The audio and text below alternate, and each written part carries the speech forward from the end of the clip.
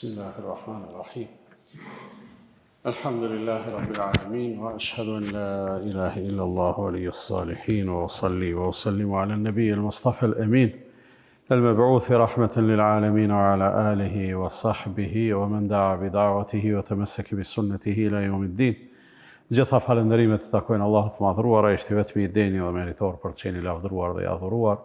Përshëndetje dhe bekimet janë për të dërguarin edhe të zgjedhurin e tij Muhammedin sallallahu alaihi wasallam, familjen, shokët e tij dhe të gjithë ata të cilët me mirësi dhe sinqeritet pasojnë rrugën e tij deri në ditën e fundit të kësaj bote. Allahun e madhruar e falenderojmë për të gjitha mirësitë dhe begatitë. I jemi mirënjohës në mënyrë të veçantë që na ka mundsuar që edhe sonte të vazhdojmë shoqërimin tonë. Kemi filluar javën e kaluar me fol për surën Ash-Shu'ara apo për kaptinën e poetëve. Dhe nëse ju kujtohet, kemi përmend se kjo kaptin e ka një udhëzim, një udhërrëfim interesant shumë për jetën e muslimanit. Na mëson çysh me komuniku me të tjerë dhe na jep shembuj konkret. Edhe prej atyre shembujve janë shembujt e disa pejgamberëve, rrëfimet e cilëve përmenden në këtë sure. Edhe një prej rrëfimeve, ose i pari që përmendet në radhë dhe ashtu do t'i trajtojmë ne, është rrëfimi për Musain alayhi salatu wassalam, po i citoj ajetet prej 10 deri në 22, që këtë rrëfim e vazhdu pastaj edhe javën e kaluar për shkak të rëndësisë, po për shkak edhe të rëndësisë të detajeve që përmenden posaçërisht në këtë sure. Po e lexoj përkthimin e ajeteve prej 10 deri në 22. Allah i madhruar thot atë që kuptimi i saj në gjuhën tonë do të ishte: kur Allahu e thriti Musain, shko te populli keqbërës, populli i faraonit, vallë, a nuk po i frikohen ata Allahut? Ai u përgjigj. Pra Musai ju ka përgjigj Allahut kur i ka thonë shko te populli i faraonit me thirr. Ai u përgjigj: o Zoti im, unë kam frikë se do të më quajnë gënjeshtar, e zemra do të më ngushtohet, kurse gjuha mund të më lidhet. Andaj dërgoje edhe Harunin të më ndihmoj. Unë jam edhe përgjegjës ndaj tyre për një krim, andaj kam frikë se do të më vrasin. Allahu tha: kurse si, shkoni çdo dy me shenjat tona, me të vërtet ne jemi me ju dhe dëgjojmë. Shkoni te faraoni dhe i thoni: ne jemi të dërguarit e Zotit të botëve, që të lejoni bijtë e Izraelit të vinë me ne.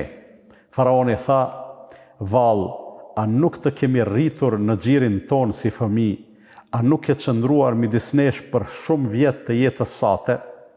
E pastaj bëre veprën që ti e di, duke qenë mosmirnjohës. Musa i tha: e kam bërë atë kur nuk kam qenë i udhëzuar. Pastaj ika prej jush, kur u friksova prej jush, edhe Zoti im më dhuroi mençuri dhe më bëri një nga të dërguarit. A e quan mirësi atë që më bëre mua, ndërkohë që bijtë e Izraelit, pra popullin tim, i bëre skleva. Qito janë ajetet me të cilët do të përpiqemi me u frymëzu sonte. Nëse ju kujtohet, javën e kaluar e kemi lënë një bisedë jo në gjyst, po jemi qenë duke folë për rëndësinë e komunikimit edhe për peshën e asaj që flitet dhe për ndikimin e saj. Dhe pikërisht kjo sure është një udhërrëfyes, është një pishtar që tregon se njerëzit me fjalë mundën me bën ndikim të madh, mundën me kriju opinion, mundën me ndryshu rrjedh, mundën me i bën njerëzit me mendu atë që realisht nuk do të duhet të mendonin. Për këtë arsye, duke qenë se në kohën e pejgamberit sallallahu alaihi wasallam, mediumi kryesor edhe mjeti kryesor i ndikimit ishte poezia, të folurit në përgjithësi, po poezia në veçanti, atëherë Allahu i madhruar i përmendi në këtë sure edhe poetët dhe tha: wash-shu'ara'u yattabi'uhumul ghawun, dhe poetët zakonisht kur flasin edhe kur bojnë poezi edhe kur e ushtrojnë atë profesionin e tyne, në mas të madhe njerëzit e humbur u shkojnë në mas. Këto e ka dhonë vetëm si shembull, për ndryshe poezia në vetvete nuk është gjë e keqe. Përkundrazi, poezia mundet me qenë shumë e mirë dhe gjatë historisë islame ka pas poet që kanë qenë shembull në përkrahjen e islamit, në përkrahjen e të vërtetës. Mirë po, ajo që në të vërtet është interesante gjithsesi, është pikrisht fakti se poezia mundet me pas një ndikim shumë interesant që njerëzit e rëndom thjesht mbeten vetëm të mahnitun prej asaj që poetët mund të thurin edhe mund të thojnë. Kur vjen rrëfimi i Musait a.s. Normal, Allahu i bjen do detaje interesante, edhe këto rrëfimin këtë kaptin nuk fillon prej jetës edhe historisë së hershme të Musait, po fillon prej një momenti bajgit të avancum në jetën e Musait a.s. E ai moment është kur Allahu edhe kështu edhe thuhet me fjalë wa idh nada rabbuka Musa an i'til qawma adh-dhalimin, dhe kur Zoti yt e thirri Musain dhe i tha shko te populli zullumçar. Tash te populli zullumçar Musa a.s. e ka ditë për kanë bëhet fjalë, por mos me mbet asnjë hapësirë e keq kuptimit, Allahu po i tregon kush janë ata populli zullumçar, qaumi Firaun. Ata janë populli i Faraonit. Kur thuhet populli i Faraonit, kur thuhet populli i dikujt, edhe ai që po përmendet nën kuptohet. Pra, urdhresa edhe obligimi që Allahu i dha Musait a.s. për të vepruar e përfshinte popullin e koptëve të Egjiptit, që e kishin pushtetin në Egjipt, e që Musa a.s. nuk i takonte atij populli, po i takonte Beni Israelve që ishin sklever në Egjipt, dhe e përfshin pra atë popullin e koptëve, dhe e përfshin edhe të parin e tyne që është Faraoni. Edhe tash njeriu me pas punë me popullin, gjithsesi nuk është gjë e lehtë. Për arsye se në mesin e tyne ka turlifar njerëz. Njerëz që besojnë, që s'besojnë, njerëz që marrin vesh, s'marrin vesh, në nivelet ndryshme edhe të inteligjencës, edhe të mençurisë, edhe të aftësive të ndryshme të dunjas. Mirë po kur përmendet edhe elita e atij popullit, pastaj kur përmendet edhe sundimtari, atëherë hesapi ndron qëndësisht, për arsye se mi u drejtu popullit është një gjë, mi u drejtu pushtetit është një gjë tjetër. Jo se e vërteta ndryshon, mirë po mënyra e komunikimit ndryshon. Për arsye se pushtetet zakonisht i posedojnë të gjitha mjetet me të cilat mundën me u kundërvu edhe me i kundërshtu qoftë edhe të vërtetën.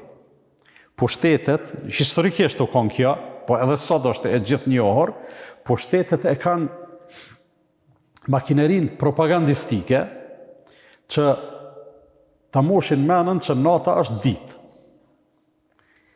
Propaganda është shumë e rrezikshme. Njerëzit pak kush është imun edhe i mbrojtën e i paprekun për indikimit të propagandës. Edhe na bojmë pjesë në qisi gjana. Po e marrë një shembull thjesht. Ne si vend edhe si popull që jetojmë këtu, e që e kemi pas një të kalume të një konfliktit të gjatë me fqinjet tanë, tash i kemi fqinjë përpara kemi jetu në një shtet, pa dëshirën tonë gjithsesi. Sot me e këshyr makinerin e tyne propagandistike, dikush që nuk na një neve, mundet me e fitu një përshtypje shumë të keqe për neve. Pse? Për arsye se makineria propagandistike është rëndikim. Ne kënej nuk jemi në nivelin e duhur në këtë përballje, po kjo është temë tjetër. Po e që dua të them është se pushtetet nga njëherë është shumë vështirë me u përballë me ta, qoftë edhe me të vërtetën. Megjithatë, Allah i madhruar parimisht e ka përkrahur gjithmonë të vërtetën, edhe i ka përkrahur njerëzit të vërtetës, edhe kjo është interesante, se Allah i madhruar i ka të dërguarit e vet, domethënë edhe të populli, po edhe të pushtetet, edhe të elitat, edhe të sundimtarët. Edhe për këtë arsye, pejgamberët gjithmonë kanë qenë shëmbulltyr në përballjen me të tjerët, në guximin e tyne, në largpamësinë e tyne, në mençurinë e tyne, po edhe në konsistencën edhe këmbguljen në promovimin e të vërtetës. E njëjta gjë pra është te Musa alayhi salatu wassalam, ku Allahu i madhëruar i thot e ni'til qawme adh-dhalimin qawme Firaun. Shko te populli zullumçar, ata janë populli i Faraonit. Do të thonë shko edhe te populli edhe te Faraoni. Thirrje edhe ata, thirrje edhe ate. Tash kur flitet për mjetet e ndikimit, mjetet e krijimit të opinionit. Këtu të shembulli i Musait alayhi salatu wasalam e kemi një sen interesant shumë, se Faraoni filloi me bo mohabet me Musain. Në fillim, sigur e pam edhe do ta trajtojmë, filloi m'ia përmend ti sot ke ardhur dhe po na thu neve keni frikë Allahun e kështu me radhë, po a jeti çaj që na të kena rrit ty. Edhe na tonë dim rrëfimin e Musait alayhi salatu çysh në lindjen e tij, ose çysh para lindjes tij. Kur Allah i madhruar e frymëzoi nanën e tij që se Faraoni i përndiqte edhe foshnjat e sapo linduna të Ben Israelve, foshnjat meshkuj i mbytte, ndërsa foshnjat femra i lindte të gjallë. Musa alayhi salatu wasalam lindi në atë kohë, Allah i madhruar i tha nanës tij, pështille që të një djep drunit edhe lëshon në lomë. Edhe mos u mërzet ti ma. Wala takhafi wala tahzani. As mos u tot, as mos u mërzet për te, se kena me ta kthy. Kena me ta kthy të gjallë. E lëshoj në lumë, e çoj rrjedha e lumit atje ku nana mas tepër mi friksohet, te dera e Faraonit. Edhe pikrisht ata e gjetën. Po Allahu deshti që ata me e marrë dhe me e rrit, edhe tash kur Musa alayhi salatu wasalam u bë Faraon, ata e morën edhe e rritën pa mos e ditë se kush është ky fëmijë, edhe çka do të jetë e ardhmja e tij.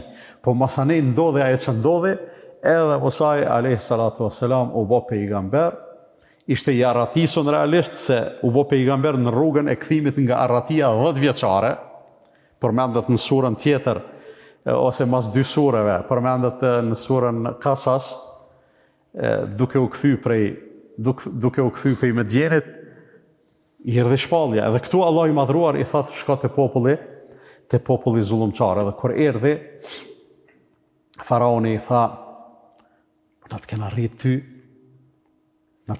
ty, edhe ti je mos mirënjohës. Pastaj ke bo krim, Musa alayhi salatu wasalam, pa dashje, edhe me një veprim që nuk është veprim me fatalitet, po e kishte vrarë një njeri.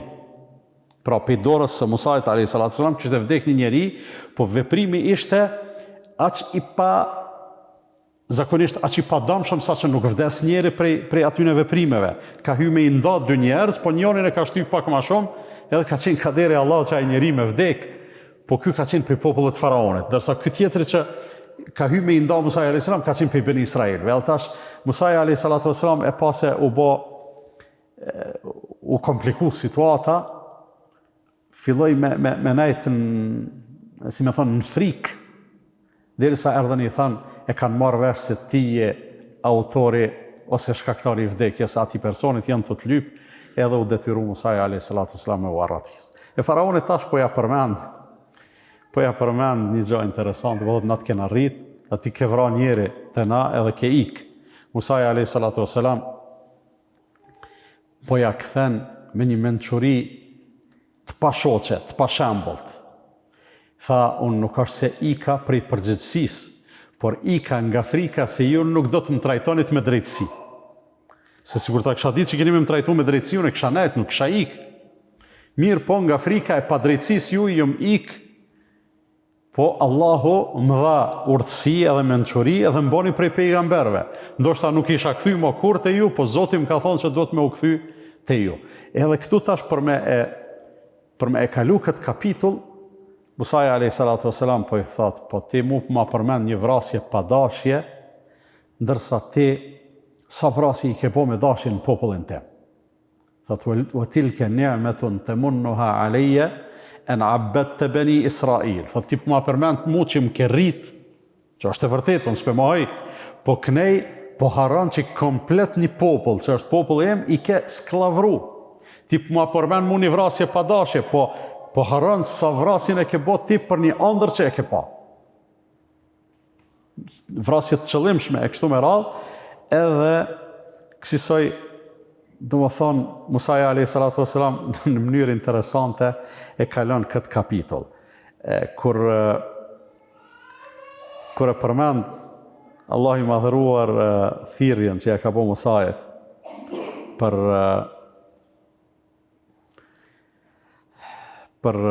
me shku të faraoni, Musaja a.s. e thotë Rabbi, inni e khafu e ju kedhibun, u yadiqu sadri, wa la yantaliqu lisani, fa arsil ila Harun, wa lahum aleja dhembun, fa e khafu e jakthulun, thotë o Zot, ti po më thu me shku të ata, po unë po kam frikë se kanë me më përgënjeshtru. Pastaj, po tutna se kur të më përgënjeshtrojnë, kur të më kundërshtojnë, une e një vetën, nuk më i shumë lehtë me e përbalu, e marrë shumë nga të zemrës, pse ata e kundërshtojnë të vërtetën. Edhe, kur të më ndodhë kjo, pastaj gjuha nuk më punon. Andaj të lutem, o Zot, bëne pejgamber edhe Harunin. Se unë e kam edhe një faj që e kam bo, e kam frikë se kanë me më qitë në gjyq për ata edhe me ekzekutu. Edhe Allahu i thot, kella, kur mos u thot se ata nuk të vrasin, se unë s'lejoj, po hecni ti edhe Haruni edhe shkoni se unë jam me juve duke dëgju atë çka po flisni ju edhe çka po thon ata. Ky reagim, kjo përgjigje e Musait a.s. nuk ka qenë refuzim për me e marë përsi për detyrën që Allah i madhruar ja ka ngërku, që të kuptohemi drejt. Ju kujtohet para një 3 jave ose 4 jave, kemi folë realisht sot 2 javë ndoshta. Kemi folë qysh besimtari e ka formulën e jetesës. Innama kana qawla al-mu'minina idha du'u ila Allahi wa rasulihi li jahkume bejnehum e yaqulu sami'na wa ata'na. Besimtari s'ka përgjigje tjetër. Kur të thirrën tek Allah dhe i dërguari i tij që ata të gjykojnë, s'ka përgjigje tjetër përveç se të thotë sami'na wa ata'na. Dëgjuam dhe u bindëm. Nëse kjo është formula e besimtarëve, a ka mundësi, a mundet me u imagjinu që përgjigja e pejgamberëve me qenë ndryshe, unë edhe ti me thonë, unë jam qaq i bindun sa që qka do që të ordhënan Allah, unë e thamë semi'tu wa ata'tu, ose semi'na wa ata'na, dëgjuam dhe u bindëm. E po mirë, mos jemi na ma besimtarë se Musaja a.s. S'ka mundësi me ndodhë, si imagjinohet një gjë e tillë. Kështu që në asnjë mënyrë kjo nuk duhet të kuptohet si refuzim i Musait a.s. për me e çu në vend detyrën që Allah i madhruar po ja ngarkon. Madje as tekstualisht kështu nuk kuptohet. Po Musai a.s. vetëm po e shfaq një frikë, po e pranon një dobësi vetanake. Në një farë mënyre, kur njeri komunikon me Allahun fuqiplot, shfaq frikë, ose parashtron një dobësi, nuk është se jemi duke i tregu Allahut diçka që Allahu nuk e din.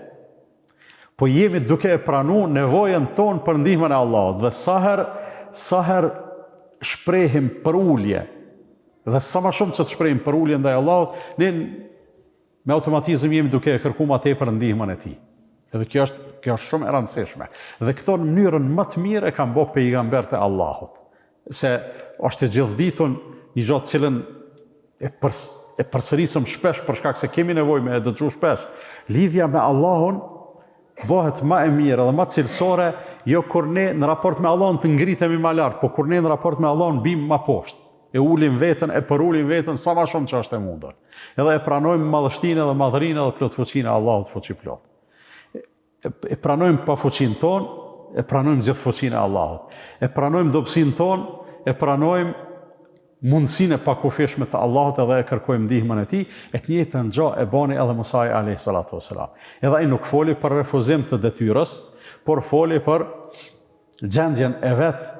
Ishte një lloj ankese që realisht vetëm Allahut fuqiplot bën të drejtohemi me ankesa, por jo me ankesa për të ikën nga përgjegjësia, por me ankesa edhe me pranim të dobësisë për të kërkuar ndihmën edhe për krahjen e tij.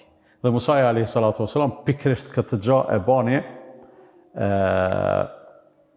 në këtë rast, për shkak se Allahut ja kërkoi një ndihmtar, një asistent, një quaje qysh dush, vllaun e vet Harunin.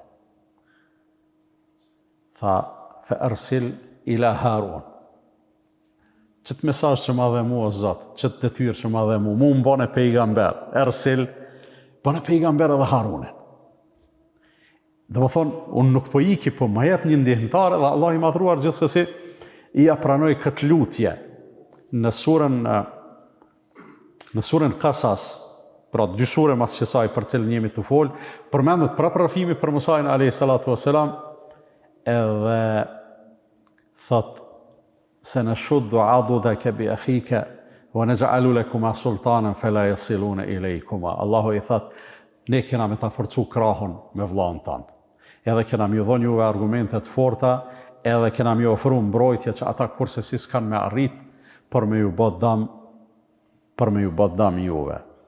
Kështu që kjo ishte sa i përket të themi ankesës së Musait a.s. që në asë një mënyrë nuk bën të kuptohet si refuzim ose hamendja a me e pranu detyrën apo jo. Kër e kemi parasysh që kjo është rrëfimi i parë në këtë sure, pas asaj parathanje se surja, nëse ju kujtohet, i ka 227 ajete, edhe prej ajetit 10 po fillon me fol për Musajin a.s. që ato 9 ajetet e para që i kemi trajtu javën e kalume, thjesht janë një lloj hyrje në temë, atëherë dietarët nuk e kanë lënë pa e trajtu edhe pyetjen, duke qenë se historikisht Musaji a.s. nuk është prej pejgamberëve të lashtë, edhe historia e tij nuk është histori shumë e lashtë, ka pejgamber shumë më të vjetër se Musaji a.s. Tu fillu prej Nuhu a.s. pastaj Hudi, Salihu, e kështu me radhë. Ibrahimi a.s. është paran Musës a.s. por në këtë rast Musaji a.s. ka ardhë, rrëfimi i tij ka ardhë i pari në këtë sure. Disa e kanë përmend arsyen, kanë thonë se kur ardhë pejgamberi sallallahu alaihi wasallam, pejgamberi Muhammed, kur i ka ardhë shpallja, njerëzimi, pjesa dërmuese ka qenë lajthitje gjithsesi, por mas afërti prej besimit të pastër kanë qenë disa njerëz, disa besimtar, të cilët i kanë pas halat freskëta mësimet edhe udhëzimet e Musait a.s. Pra të njerëzimi, Ibrahimi a.s. u konë ma pak prezent, edhe pse u konë prezent. Nuhu a.s. atje i largë u konë hala ma pak prezent, ma pak njerëzit kanë ditë, ndërsa për Musajin kanë ditë pak ma shumë, mësimet e tij kanë të një pjesë, akoma të freskëta, dhe si mas gjitha gjasave thonë se Allahu i madhruar mbase për këtë punë zgjodhi që në radhë të parë të fletë për Musajin a.s. para se të flasë për pejgamberët tjerë. Kështu që renditja nuk është detyrimisht renditje si mas kronologjisë historike, renditja e rrëfimeve, edhe nuk është ky rasti i vetëm në Kur'an. E përmend Allahu një rrëfim që mundet me qenë më i vonshëm, pastaj e përmend një rrëfim tjetër që është më i hershëm, edhe pa ndonjë renditje historike, po në këtë rast renditja mundet me qenë e rëndësisë tematike. Edhe për shkak të freskisë së ngjarjeve, po njëkohësisht edhe për shkak të rëndësisë së asaj që trajtojnë ato rrëfime. Musaji a.s. e mori shumë seriozisht mesazhin, po them këtu në këtë sure, prej pejgamberllëkut fillon rrëfimi i Musait a.s. ndërsa në sure tjera ky mund të jetë mesi i rrëfimit, sikur se është sureja El-Qasas, ose sureja Taha, ose surja El-Naziat, ose plot sure tjera në të cilat përmendet rrëfimi për Musajin a.s. Musaji a.s. shumë përmendet në Kur'an. Edhe Isaja a.s. shumë përmendet në Kur'an. Edhe Kretë këto misterash janë dëshmi që sikur thonë nga njëherë Muhamedi a.s. është autori i Kur'anit. Sikur të ishte Muhamedi s.a.s. autori i Kur'anit. Na si njerëz që jemi e kuptojmë dhe e përjetojmë, nashta ishte është pak ma shumë për veti me folë se me folë për halkë. Mirë po, nuk është Muhamedi s.a.s. autori i Kur'anit. Kur'ani është fjale Allahut fuqiplot, edhe Allahu kaq shumë ka folë për pejgamber tjerë.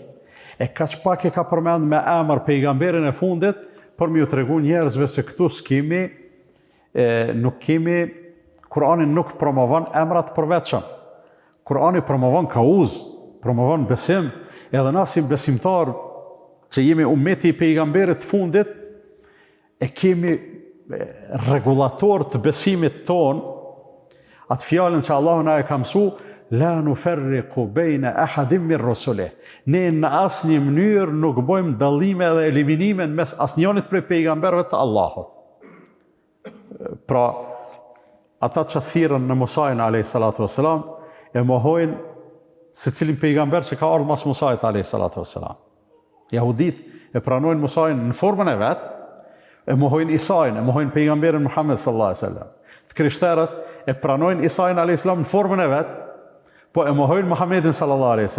Na e pranojnë Muhammedin s.a.s. që na ka mësu Allahu, por nuk e mohojmë asnjënin prej pejgamberëve. Bile, me bo me ndodh dikush me thonë, unë se pranoj filan pejgamberin, çka themi? Themi ky njeri, dhe më thonë, ka dalë prej besimit. Nuk është besimtar. Pse? Se Kur'ani kështu na mëson. Në ajetet ndryshme, Allah i madhruar e përmend, kedhebet Adun il Murselin. Fisja Ad i ka përgënjeshtru pejgamberët. Ata kanë pas punë veç me një pejgamber. Veç njonit i kanë thonë, ti s'po na tregon drejt, ty s'ka qua Allah pejgamberë kështu me radhë. Po Allah thot i kanë përgënjeshtru pejgamberët. Pse? Për arsye se Kur'ani na mëson se mos me pas besimin në rregull veç me një prej pejgamberëve, as një ata tjerë nuk të bën punë besimin ta. Pse? Se Allah i madhruar nuk ka promovu filan e fistek, po ka promovu kauz edhe ka thirrë se të besota e kauz, e pastaj kushdo që të gjendet në çat kauz, kushdo që është protagonist në çat kauz, do të me u pranu si i ktill, edhe kësaj na s'kemi problem, për shembull, si besimtar, nuk kemi problem me Isajin a.s. A është qështu apo jo? Për atë arsye të muslimanët, ka plot njerëz që e kanë emrin e Isa. Nuk kemi problem me Musajin a.s. Për atë arsye, ka plot njerëz që e kanë emrin Musa. S'kemi problem me Jusufin a.s. Plot ka Jusuf. Po Jusuf gjon edhe të krishterët. Po të krishterët nuk gjon Muhammed. Pse? Se ata kanë problem me Muhammedin sallallahu alaihi wasallam. Se koncepti i tyre për besimin është shumë i kufizuar. Musa alayhi salatu wasallam pra e shprehi shqetësimin e tij për refuzimin eventual e presterale, sa i njefte koptasit, e njefte faraonin. Musa alayhi salatu wasallam kur arratesi ishte i pjekur, e dinte çfarë mentaliteti ishin ata koptasit si popull superior, çfarë trajtimi u bënin ben Israelve, njerëz vetën hoj, njerëz të mendu se ata janë të zgjedhunit, ata janë zotërit e kësaj ekzistence, edhe duke e ditë gjithë këte, Musa alayhi salatu wasalam e shfaqi shqetësimin e arsyeshëm. O Zot, tha, unë kam frikë se ata kanë me më kundërshtu, e si rrjedhoj e kësaj mu ka me më ngushtu zemra, ka me më kurthu gjuha, andaj bane edhe Harunin pejgamber bashk me mu, e kjo puna e gjuhës edhe shkatsisë së shprehjes, është punë që Musa alayhi salatu wasalam e ka kuptu seriozisht. Edhe unë mendoj se prej këtij rrafimi, pikrisht këte do të duhej na me e pas parasysh. Nga njerë njeriu ndonjë besimtar e kap euforia dhe thot unë e di se kjo është e vërtet. Andaj qysh e thëm nuk ka rëndësi. Unë e thëm, aja çka është e vërtet, unë e thëm të vërtetën. Kur i thot dikujt, mos bo gibet, mos e përgojo filan, po thot unë ja thëm edhe në arsye, është e vërtet kjo çka po thëm. E vërteta nuk është që detyrimisht do të me e thonë. Edhe e vërteta nuk është që do të me e thonë se cilin atë mënyrën e vetë që dëshiron. Pejgambert e Allahut, ja Musaja a.s. po e ka parasysh se aftësia e të shprehunit, pavarësisht besimit edhe bindjes të paluhatshme që ka, edhe pavarësisht qartësisë së të vërtetës, aftësia të shprehurit është problematik shumë e rëndësishme. Pra të arsye, në surën Taha, Allah i madhruar na e përshkruan një lutje që e ka bo Musaja a.s. kur u qartësu puna e tij dhe detyra e tij si pejgamber. Ajo lutje ishte: Rabbi shrah li sadri, Zoti im, ma zgjerot gjoksin tim edhe zemrën time për pranimin sa më të mirë të vërtetës.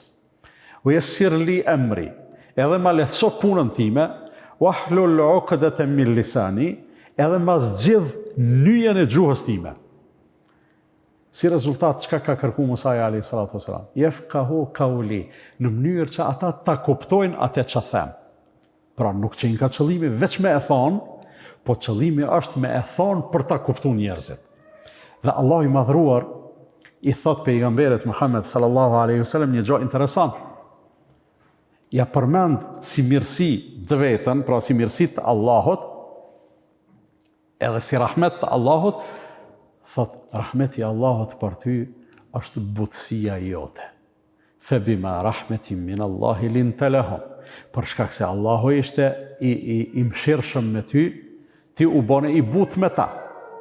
Këto Allahu ja përmend, ja kujton pejgamberit Muhammed sallallahu alaihi wasallam sa mirësi e madhe edhe sa konfirmim konkret ose manifestim konkret i rahmetit të Allahut është me kon i butë.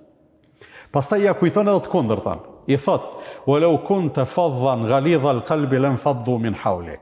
E sikur të ishe i vrazhët, edhe i ashpër me ta, ata ishin largu prej teje. Sikur të ishe i vrazhët, edhe i ashpër me ta, ata do të ishin largu prej teje. Çka do të thotë kjo? Kjo do të thotë se nuk mjafton që ti po e thu të vërtetën. Nuk mjafton. Ajo çka po e thu ti është e vërtetë. Po, ama nuk mjafton kjo. Për arsye se nëse e thu me vrazhdësi, nëse e thu edhe e shpreh me mungesë maturie, atëherë ata kanë me ikë prej teje, pavarësisht pse ajo çka po thuti është e vërtetë. Për arsye se njerëzit mes tjerash lypin, e Allahu këto mas mire e din, mes tjerash lypin butësi edhe përgdhelje. Dhe për këtë arsye Allahu i madhruar i ka përgdhel njerëzit shumë, edhe i ka çortu ata që i ka çortu, po them, s'do të më e kuptu negative këto gjithsesi, i ka çortu ata që janë mërzit shumë pse njerëzit po gabojnë. La'allaka bakhi'un nafsaka alla yakunu mu'minin. Allahu i ka thonë pejgamberit sallallahu alaihi wasallam, apo do më myt vetëm pse s'po besojnë ata. Do thonë ky është një çortim i lehtë, i butë për pejgamberin sallallahu alaihi wasallam, pse ti po menon që kjo punë veç duhet me pranu njerëzit vërtetën ndryshe s'ban. Allahu i ka toleru njerëzit edhe i toleron, sikur se e dim, nëse njeriu t'i ka dhonë 100 vjet ymër, e toleron që ai 99 vjet me bëu shirke, kufër, mohim me gjunohe e kështu me radhë. Nëse veç vitin e fundit të jetës i kthehet Allahut fuqiplot, Allahu e çon aty ku mas miri. Po jo vitin e fundit, po muajin e fundit, e javën e fundit, e ditën e fundit. Pse? Allahu është çështu i mëshirshëm. Dhe Allahu nëpërmjet pejgamberëve të vet na tregon se nuk mjafton veç me pas të vërtetën edhe me, si me thonë, me ndjek atë, por duhet mes tjerash edhe me ditë qysh me shpreh të vërtetën, edhe kjo është skajshmërisht e rëndësishme. Nuk mundet njeriu me thonë, unë në hiç pespare nuk i jepi,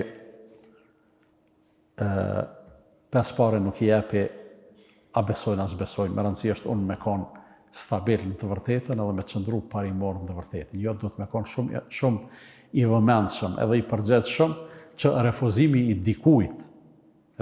dikujt ndaj të vërtetës mos me konë si pasojë ose si arsye e vrasësisë tone. Po, besimtari do të me konë i butë, do të me konë besa edhe komungullës, edhe i durueshëm në atë që e thot, në mënyrë që njërë që nuk e dim se kur e ka bo Allahu caktim që dikush me pranu të vërtetën. A kur ja thu herën e parë, a kur ja thu herën e 10, a herën e 100. Sa njeri është që e kanë dëgju pejgamberin sallallahu alaihi wasallam 20 vite. 21 vite. 13 vite në Mekë, pastaj 8 vite në Medinë deri në çlirimin e Mekës. Në kohën e çlirimit të Mekës kanë filluar njerëzit me hy masovikisht në Islam. Edhe shumë prej tyre janë bërë shumë musliman të mirë. Shumë prej tyre, ose shumica prej tyre janë bërë shumë musliman të mirë. 21 vjet e kanë pa pejgamberin alayhis salam, jo ndonjërin prej neve. Pejgamberin sallallahu alaihi wasallam i cili kur s'ka bo gabime në përcjellje të shpalljes. Pejgambert janë konë të mbrojtën prej gabimeve, na këto e dime, kemi bindje, po si janë konë të mbrojtën prej gabimeve njerëzore. Musa alayhis salam e ka shtyni njëri pak më shumë, o deka njëri. Është gabim kjo, po s'është gabim në pejgamberllëk. Në pejgamberllëk s'kan bo gabime. 21 vjet e kanë dëgjuar, kanë pa pejgamberin sallallahu alaihi wasallam, kanë marrë guximin me luftu kundër tij, mas 20 viteve, ju ka mushmenja ka dalë se që kjo koka e vërteta. Për atë arsye na do të me konë shumë të vëmendshëm për këtë punë. Fundja e vërteta nuk është pronë e dikujt, e filanit e fistekut. Filan mulla filani ose mulla fisteku, e vërteta është me ta. Edhe s'munët me unda pe ti. Jo, e vërteta është e Allahut, e pastaj njerëzit do të me u pozicionu, me u identifiku me të vërtetën, e jo e kundërta. Me thonë dikush, valla unë e këshyri ku filan hoxha, që aty është e vërteta, jo detyrimisht. Po thuj, ku është e vërteta, që aty le të gjinde me të gjithë, e pa dyshim që ata që din, janë më të thirrunit për me qenë aty.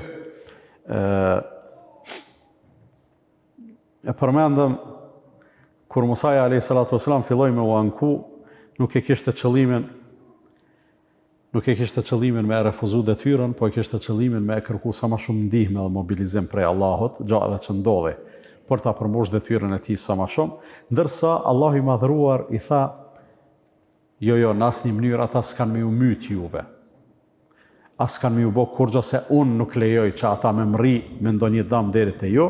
Këtu komentatorët e Kuranit kanë thonë se e vrejmë sa është e rëndësishme që njeriu që është punëtor, aktivist, me gjithatë ka nevojë nga njëherë me e motivu. Edhe me i thonë që kjo është rruga e drejtë, që kjo është rruga e pejgamberve, mos u nal, mos u lodh, mos u mërzit. Se edhe njerëzit më të, me thonë kushtimisht, më stabil, edhe njerëzit më të ditun, edhe ashtu kanë momentet dobësisë. Pejgamberi sallallahu alajhi wasallam kur erdhi shpallja, pejgamberi sallallahu alajhi wasallam ishte burr të gjitha aspektet, por kur erdhi shpallja e kapën ethet prej përjetimit të pazakont, edhe iku te gruaja e vet duke u dridh. Tha menova që çaty është funi jam, gru duke qenë i tha jo ja Rasulullah, çysh me ardh, çysh me kon aty funi jot për ti je burr i mirë, ti bën kështu, dhe Allahu që ta njerëz që bojnë kështu, kur nuk i çon poshtë, nuk lejon me u çu poshtë. Edhe këto na ton e dim. Hoxhallarët mas miri e din, për shkak se hoxhallarët na e kallëzojnë neve. Po edhe hoxha ka nevojë kanë herë me i thon dikush, hoxha vende ka dalë, mos u dobëso, mos u frikso se Allahu burrat e mirë nuk lejon me shku poshtë. Dhe Allahu Musa alayhi salatu wasalam i tha, kella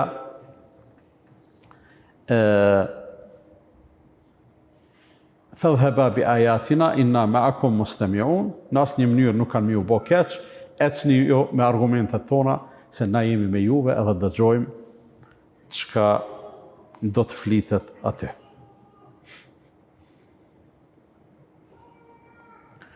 Ka mësime të shumta gjithsesi. Allahu i madhruar e thirri Musain alayhi salatu wassalam. Thirrja, sikurse e dim, bëhet për gjëra të rëndësishme. Ka mujt sikurse thot Allahu për nonën e Musait, o hajna ila ummi Musa. E inspirum nonën e Musait, kur tham, pështille e qitën arë, ke hedhen në lumë, Allahu si ka folë nonës Musait, a.s. Veç e ka inspiru, e ka frymzu, ja ka qucit ide, prej Allahu të kanë. Dërsa Musait, a.s. e ka thirë. Pse e ka thirë? E ka thirë për arsye se thirrja bëhet për gjëra të rëndësishme. sikur kur je duke folë me dikan, një bisedë të rëndomt, do në me i kallëzu diçka hala ma interesant, ose do në me i kallëzu hala ma seriozitet, i thua, o filan, aj me ty është të folë, ty është të këshyrë, ja pet e thirë edhe njerë, o filan, këshyrë çka po të thamë? Edhe ja të regon një gja e cila është e një rëndësie të veçantë. Po kjo, në rrullazën, dëshmon edhe një gja tjetër, po ashtu shumë të rëndësishme, ajo është se Allahu i madhruar, edhe atëherë kur njerëzit, edhe gjithmonë, kur njerëzit nuk kanë ditë, as do të kishin ditë kur, me lyp mirësi të caktume, Allahu i ka ofru ato mirësi, pa i kërku njerëzimi, e një prej atyne mirësive është dërgimi i pejgamberve. Nuk shënon historia që ndonjë popull kanë thonë, o Zot, dërgona një pejgamber. Allahu ka dërgu pejgamber, kështu hiç pa e ditë njerëzit se kanë nevojë për pejgamber, thjesht veç për me i bo njerëzit që të besojnë më lehtë edhe më mirë. Musaja a.s. kur i thot Allahut, kam frikë se mos më vrasin, kjo është dëshmi se edhe burrat e fortë tutën.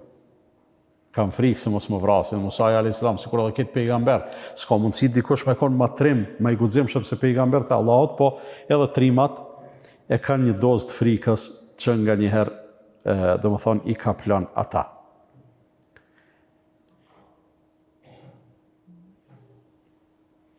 Në të gjitha këto e kuptojmë se komunikimi me gjithë pozicionet armiqësore mes njerëzve. Për shembull, Musaja a.s. Mos t'i shkon pejgamberlloko, tash kjo çka po flas unë është hipotetike. S'ka ndodhur, derisa s'ka ndodhur, na s'mundu me thonë sikur të ndodh tek kështu ashtu, veç jam shumë i bindur. Mos t'i shkon pejgamberlloko, Musaja a.s. kur mos i shkthyn në Egjipt. Mos i ka ik për shkak të asaj vrasjes. Kur mo nuk ishte kthyer në Egjipt. Për çfarë arsye? Për arsye se e para nuk ishte vendi i tij origjinës, e dyta ishte një ambient armiqësor për te. Armiqësor, me bo me kap e vrajshe, e ekzekutojshe. Mirë po, për shkak të misionit, edhe për shkak të kauzës, ai u detyru me u kthy aty, edhe u detyru me komuniku. Edhe sikur të mos ishte që ky komunikim. Dërgimi i Allahut, Musajin a.s. pejgamber. Me fjalën e tij, me udhëzimet e tija. Sakrifica e madhe e Musait a.s. në përballje me faraonin, nuk ka qenë lehtë. Sigurisht që nuk do të ndodhte çlirimi i Ben Israelve edhe shkatërrimi i faraonit zullumçar, se Allah po i thot eni'til qawme adh-dhalimin, shko te populli zullumçar, qaumi Firaun, që janë populli i faraonit. Pra, komunikim, fjalë, promovim të vërtetës, promovim të vlerave, përballje, e pastaj vinë ato ndryshimet cilat Allah i madhruar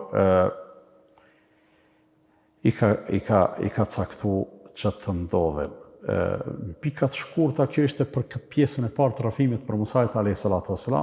Javën e ardhshme, prap që kjo histori vazhdon, po vazhdon tani ajo pjesa çka kanë komuniku konkretisht Musaja a.s. me faraonin. Allah është përbleft për vëmendjen, Allahu na dhashtë ymër e mundësi që javën tjetër të vazhdojmë me këtë shoqërim. Subhanakallahumma wa bihamdika, ashhadu an la ilaha illa anta, astaghfiruka wa atubu ilayk.